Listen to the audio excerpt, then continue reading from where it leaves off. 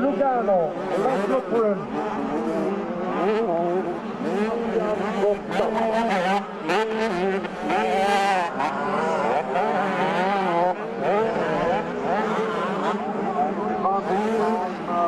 Trofee eerste het bouwen van de kampioen van mij.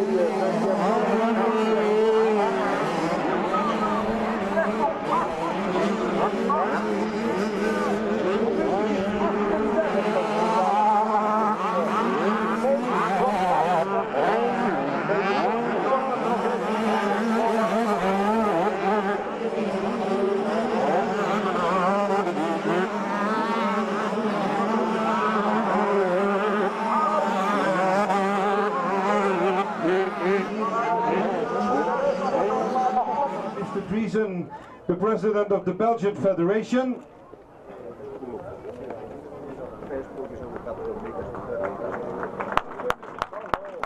So, the winner of the scope.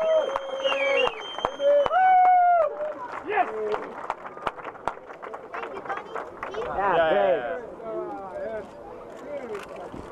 Kim, you narrowly missed out on a European title a few weeks back in Finland, but a world title must feel pretty great.